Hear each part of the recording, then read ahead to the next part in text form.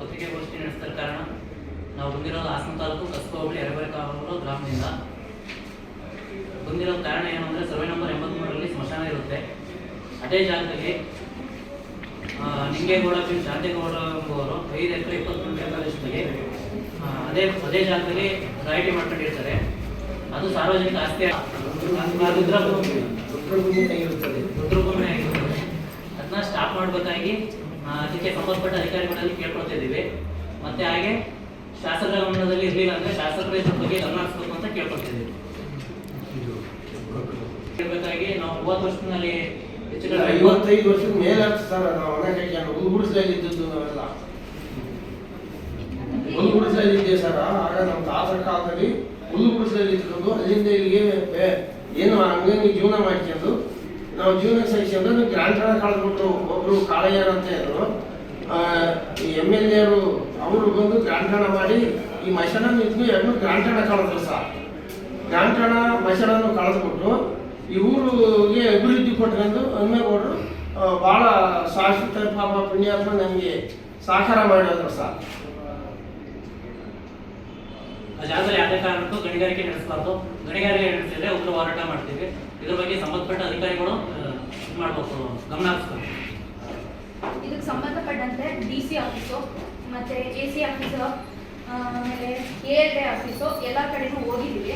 ಆದರೆ ಮೊನ್ನೆ ಬಂದಂತೆ ಏನಾಗಿದೆ ಅಂದರೆ ಮೊನ್ನೆ ಆಲ್ರೆಡಿ ನಮಗೆ ಸ್ಮಶಾನ ಜಾಗನ ಚೇತನ್ ಅನ್ನೋರು ಬಂದು ಸರ್ವೆ ಮಾಡಿದ್ರು ಕೂಡ ಈಗ ಕಲ್ಲು ಗಣಿಗಾರಿಕೆ ಕಡೆಯಿಂದ ಅವರು ಈಗ ಯಾರು ಮತ್ತೆ ಹೋಗ್ಬಿಟ್ಟು ಅರ್ಜಿ ಕೊಟ್ಟಿದ್ದಾರೆ.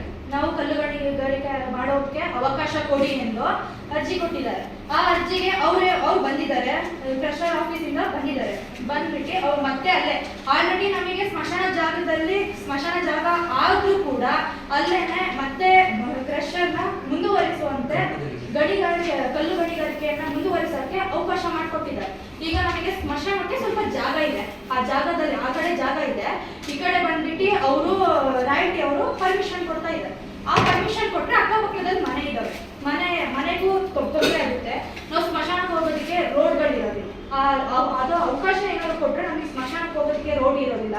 ಆಮೇಲೆ ಅಲ್ಲಿ ಏನಾಗುತ್ತೆ ಅಂದ್ರೆ ಅಲ್ಲಿ ಬ್ಲಾಸ್ಟ್ ಏನಾದ್ರು ಆದ್ರೆ ಅಕ್ಕಪಕ್ಕದಲ್ಲಿ ಮನೆ ಇರೋದ್ರಿಂದ ತೊಂದರೆ ಆಗುತ್ತೆ. ಅದಕ್ಕಾಗಿ ಅವ್ರು ಮಾಡ್ಕೊಳ್ಳಿ, ನಾವು ಮಾಡ್ಕೊಳ್ಳೋದು ಬೇಡ ಅಂತ ನಾವು ಹೇಳ್ತಾ ಇದ್ದೀವಿ. ಅಂದ್ರೆ ಊರಿಗೆ ಸಂಬಂಧ ಹತ್ರದಲ್ಲಿ ಬೇಡ. ಆಮೇಲೆ ಸ್ಮಶಾನ ಜಾಗ ನಮಗೆ ಸ್ಮಶಾನ ಜಾಗ ಇದೆ ಅಲ್ವಾ, ನಮಗೆ ಹೋಗೋದಕ್ಕೆ ರೋಡ್ ಬೇಕು.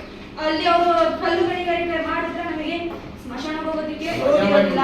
ಅಕ್ಕಪಕ್ಕದಲ್ಲಿ ನೀರ್ ಟ್ಯಾಂಕರ್ ಇದೆ, ಆಮೇಲೆ ಸಣ್ಣ ಪುಟ್ಟ ಮಕ್ಕಳು ಇದ್ದಾರೆ, ತುಂಬಾ ಪ್ರಾಬ್ಲಮ್ ಆಗುತ್ತೆ. ಅಲ್ಲಿ ಅವಕಾಶ ಕೊಡಬಾರ್ದು ಅಂತ ಕೇಳ್ಕೊಳ್ತಿದೀವಿ. ನಮಗೆ ಸ್ಮಶಾನ ಜಾಗ ಮತ್ತೆ ಮನೆಯ ಎಲ್ಲರಿಗೂ ಕಂದಾಯ ರಶೀದಿ ಕಟ್ತಾ ಇದ್ದೀವಿ. ಈಗ ಸರ್ಕಾರದ ಕಡೆಯಿಂದಾನೇ ಮನೆ ಆಗಿರೋದ್ರಿಂದ ಕಂದಾಯ ರಶೀದಿ ಕಟ್ತಿದೀವಿ, ನೀರ್ ಬಿಲ್ ಕಟ್ತಿದೀವಿ, ಕರೆಂಟ್ ಬಿಲ್ ಕಟ್ತಿದೀವಿ, ಎಲ್ಲದೂ ಕಟ್ತಾ ಇದೀವಿ. ಆದ್ರೂ ಕೂಡ ನಾವು ಇಷ್ಟು ವರ್ಷದಿಂದ ಜೀವನ ಮಾಡ್ತಿದ್ರು ಕೂಡ ನಮಗೆ ಏನ್ ಬಂದಿಲ್ಲ ಅಂದ್ರೆ ಹಕ್ಕುಪತ್ರ ಸಿಕ್ಕಿಲ್ಲ.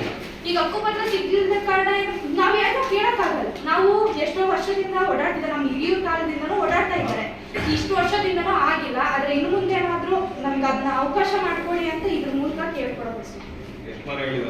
72 ಮನೆ ಇದೆ. ನಿಮಗೂ ಎಕ್ಸ್ಪೀರಿಯನ್ಸ್ ಇದೆ. ನಮಗೂ ಈ ಕೊಟ್ಟಿರೋದು ಅಪ್ರೂವ್ ಕೊಟ್ಟಿರೋದು 100 ಮೀಟರ್ ಇದೆ.